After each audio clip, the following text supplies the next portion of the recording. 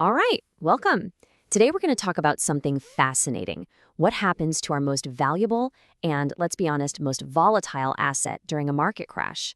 I'm talking about our brain. When stocks start to go crazy, our decision making, well, it gets a little weird. Let's get into it. So just imagine it for a second. You flick on the TV, you open your trading app, and it is just a sea of red everywhere.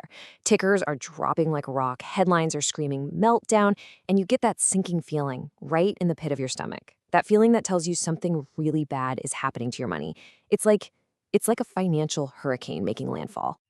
But beyond all that noise and all those headlines, the real drama is happening right between your ears. So that's the big question we're tackling today. When the entire financial world seems to be panicking, what is actually going on inside our heads? What's driving our decisions?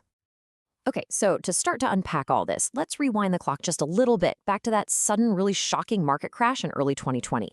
See, the research that came out of that period showed us this fascinating puzzle about what we think we should do versus what we actually end up doing.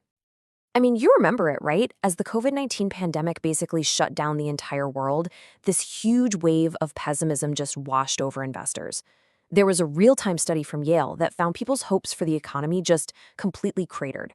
It was exactly the kind of widespread fear you'd think would trigger a massive, massive sell-off. But, and this is where it gets really interesting, here's the twist. That same Yale study, and this is the cool part, they matched the survey responses to people's actual trading records, found something pretty stunning. Despite all that gloom and doom, a staggering 70% of investors, they didn't trade at all. They did absolutely nothing. And this just perfectly shows the disconnect, right? On the one hand, you have this belief, man, the market is in big trouble. But on the other hand, the action is more like, you know what? I'm just going to leave my portfolio exactly as it is. The researchers even called it an amazing inertia, this huge gap between what's going on in our heads and what we're doing with our wallets.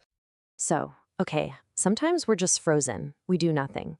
But what happens when that fear does bubble over and actually push us to act? Well, a totally different crisis shows us just how powerful that raw collective emotion can be.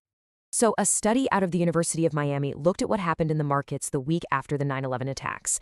And when the markets finally reopened, a really clear pattern started to emerge. You had small, individual, retail investors, people like you and me, selling and selling aggressively. At the exact same time, the big guys, the institutional investors, they were actually net buyers, snapping up those assets at cheaper prices. Now, you'd think, right, that the big institutions, the Wall Street firms, would be the ones steering the ship.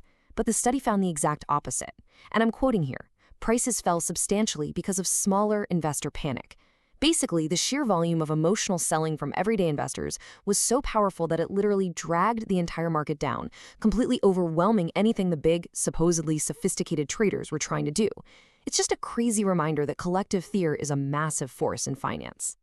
Okay, so we've seen that investors sometimes do nothing, and sometimes they panic sell everything. But there's an even weirder, more specific behavior that actually gets stronger when the market is at its worst. And honestly, it's completely counterintuitive. So first, let's get a key term on the table. It's from behavioral finance, and it's called the disposition effect. All it really means is that we have this built-in tendency to sell our winning investments, the stocks that have gone up, way more often than we sell our losing ones. We just love that feeling of locking in a win, and we absolutely hate the feeling of admitting we made a mistake and taking a loss. Now, you would think that when the market gets scary, maybe we'd be less likely to do this. But research from the American Economic Association found the exact opposite is true. What you're seeing here is the relationship between the market, which is in red, and this disposition effect, in blue. And just notice how when that red line, the market, goes down, those blue bars, our tendency to sell our winners, they actually shoot up. Let's put some numbers to that. In a good market, a boom market, the chance of you selling a stock that's in the green is about 19%. But in a bust market, that number jumps to almost 24%. I mean, that's more than a 0.25% increase. So think about that. In the middle of a financial storm, we become way more likely to sell our best performing assets. So this brings us to the core puzzle here. It just doesn't seem to make any logical sense, right? Why on earth, at the exact moment of maximum fear, would our gut instinct be to get rid of the one thing in our portfolio that's actually working? Well, the answer is all about how a downturn fundamentally messes with the way we think and the way we feel. Yeah, this strange behavior isn't just random. The research points to two very distinct psychological triggers that get pulled during a market crash, and they push us to act in this very specific way. So it comes down to two things. First, our preferences change, basically how we feel. When the market's down, our aversion to risk just goes through the roof. That small profit on a winning stock suddenly feels like a huge relief, a safe harbor, so we rush to lock it in. And second, our beliefs change, how we think. We just get super pessimistic. We start assuming that our current winners are about to become losers, so we figure we better sell now before that happens. So you can think of it like a four-step chain reaction. Step 1, the market crashes, and that increases our fear. Step 2, that fear makes us way more scared of taking risks. Step 3, it also makes us way more pessimistic about the future. And step 4, that powerful combination of feeling and thinking makes selling a winner feel like the absolute safest, smartest, and honestly most satisfying thing we can possibly do in that moment. All right, so let's zoom out for a second and look at the big picture. What does all this research really tell us about ourselves and our relationship with money? Well, the answer is actually pretty simple, but it's also really profound. As the financial planner Chuck Riley puts it, emotions and investing are closely linked. It's so true. Our financial decisions aren't being made by some cold, calculating robot inside our heads. They're being made by a human being with all the fears, biases, and weird quirks that come with it. The stock market isn't just a spreadsheet, it's a psychological battleground. So, what are the big takeaways from all this? Let's quickly recap. First, in a crisis, what we believe and what we do often don't line up at all. We get frozen. Second, when we do act, panic selling from lots of small investors can absolutely move the entire market. Third, we have this bizarre habit of being more likely to sell our winners when things are bad.